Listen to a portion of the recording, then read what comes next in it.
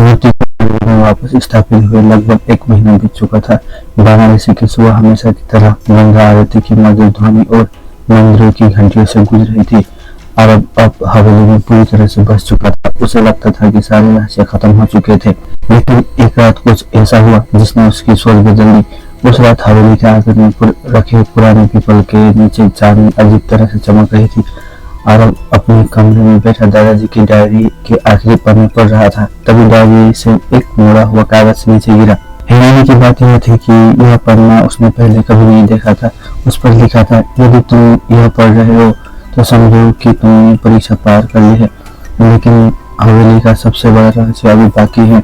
नीचे एक पंक्ति लिखी थी, वहाँ सूरज की पहली किरण पड़े, जहाँ जल बिना नदी बहे, वहाँ मिलेगा वह ज्ञान जो धन से अधिक मूल्यवान। अरब पूरी रात उस पहली के बारे में सोचता रहा। अगली सुबह वह हवेली के हर कोने में घूमने लगा।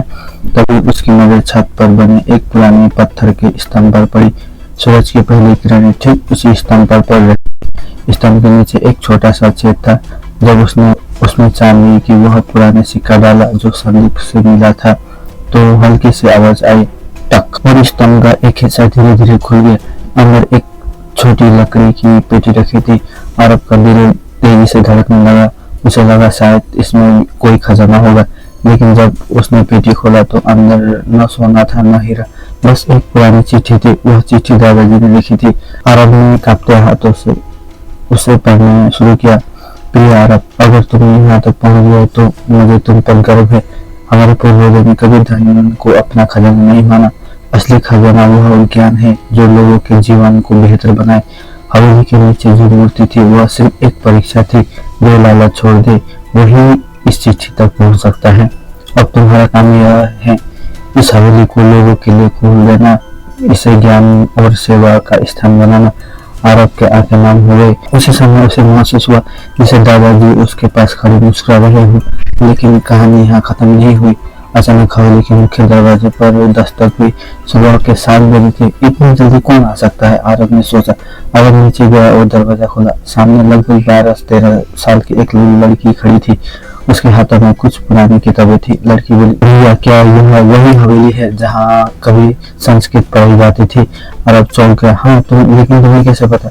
लड़की मुस्कुराई। मेरे दादाजी बताया करते थे कि यहाँ एक महान विद्वान रहते थे। उन्होंने कहा था कि एक दिन यह जगह फिर से लोगों के लिए खुलेगी। अरब कुछ क्षण चुप रहा। उसकी नजर दादाजी की चिट्ठी पर गई। उसे लगा जैसे किस्मत खुद उसे रास्ता दिखा रही हो। उसने मुस्कुराते हुए कहा, हाँ, यह जगह अब फिर से खुलेगी। कुछ ही महीनों में हवेली एक छोटी पुस्तकालय और अध्ययन केंद्र में बदल गई। मोहल्ले के बच्चे वहाँ पढ़ने आने लगे। कोई संस्कृत सीखता, कोई इतिहास पढ़ता, तो कोई अपनी कहानियां लिखता। धीरे धीरे हवेली जो कभी रहस्यों और डर की वजह से जानी जाती थी, अब ज्ञान और उम्मीद का प्रतीक बन गई। एक शाम अरब छत पर खड़ा गंगा की ओर देख रहा था। तभी उसकी नजर उसी पुराने स्तंभ पर गई।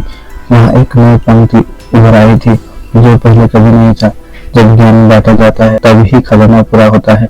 अरब मुस्कुराया। उसे आखिर समझ आ गया कि उसके दादाजी किस खजाने की रक्षा करते रहे।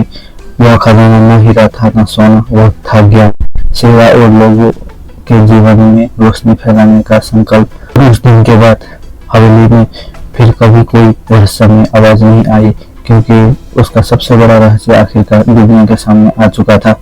वो था ज्ञान का भंडार और लोगों को सेवा करना।